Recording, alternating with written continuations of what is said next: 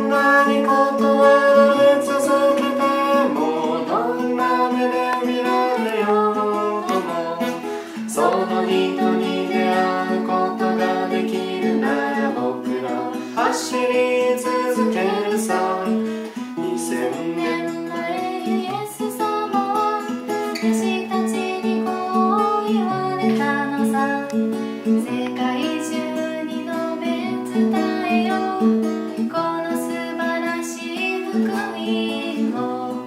神様探し求めてる、一緒に走ってくれる人。私も一緒に走りたい、私を使わしてください。